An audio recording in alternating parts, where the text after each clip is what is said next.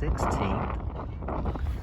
I'm recording on Wednesday, March 15th. Beware the Ides of March. I am staying away from the Forum today. It's a Julius Caesar reference into the play Julius Caesar, if you did not catch that. We studied it in high school, and so and my high school English teacher, I had all 4 years, and he always gave us an assignment on the 15th of March so he could spend several days telling us, beware the Ides of March. And it just has stuck with all of us who had it over the years. But that's another story. It's also very breezy, and so I hope you're going to be able to hear this. I'm keeping the phone very close to my face. I'm back at Valley Creek. This is my maybe first. I think I've been to City Park. I may have done that one 3 times, but I consciously remember this. This is like my third visit. I think the last time I was, earlier being here, I should say, being very hot. This is kind of cool, but nice cool. And we've gone from trees in bloom, I think when I was first here, I'll say that, very, very hot, to being breezy, and they've gone from losing, as you can see a few here, actually, greenery is starting to come back.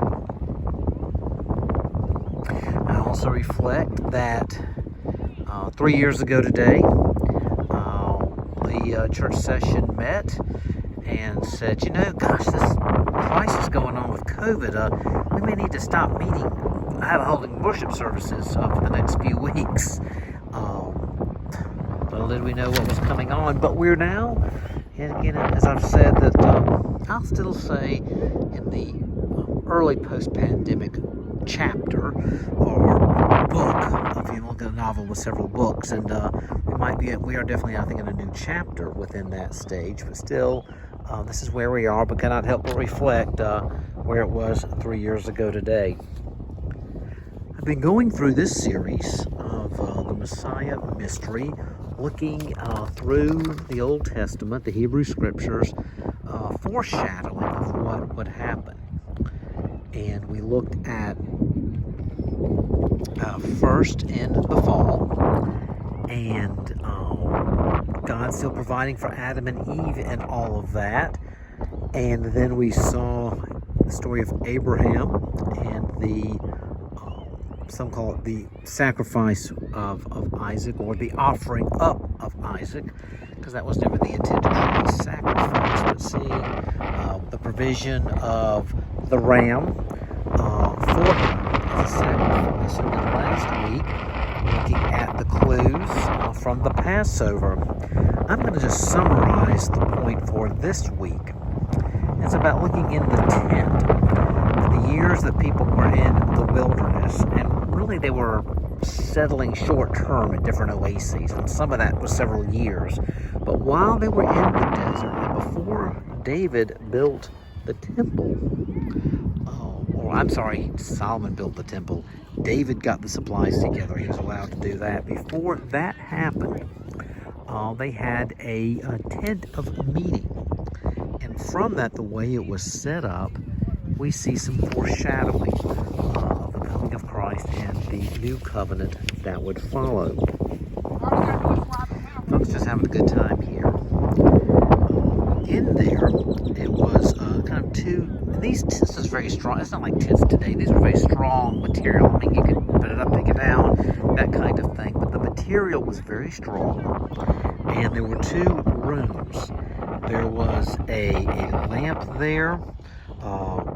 We say a lamp, it would be basically a candlestick that kept it lit, and that reminds us that Jesus is the light of the world. Bread was kept on an offering table, the showbread. It reminds us that Jesus is the bread of life. And the incense was there, and that was meant to help prayers go up. And Jesus is our intercessor. So in these symbols that were kept, or objects kept in there and had symbolic meaning, foreshadow Christ coming.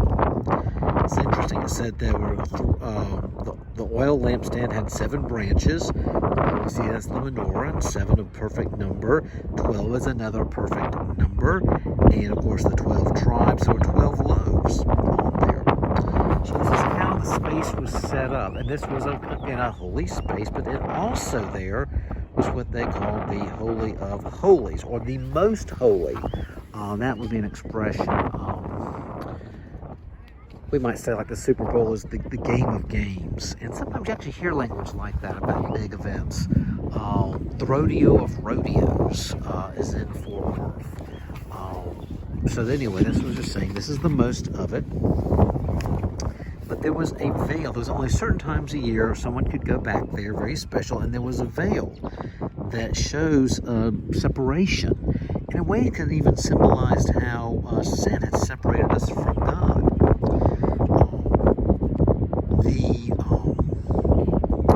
Then there was a barrier, a great barrier. And later, it said at the crucifixion that the veil was torn into the temple, knowing that he had now opened the way completely for us to God. And then there was the Ark of the Covenant, the symbol of God's, what had God's commandments as well as other reminders. The staff was in it, just reminders of what God had given them. There's some of the main symbols that were there. Again, Jesus is our bread and our light and our intercessor. And since God is holy and separate, but also that Jesus will bridge that gulf between the two. These are, the story unfolds. These are different foreshadowings and something on which to reflect how God has opened the way for us. And I want to conclude with this prayer. Father, our great Creator, thank you that you gave us eyes to see and ears to hear and hearts to believe. Because you love us, you have left countless clues for us to discover, all leading to your matchless gift of Jesus the Messiah. How wonderful it is to know that all your promises come true. We love you. Amen. And you all have a really great day.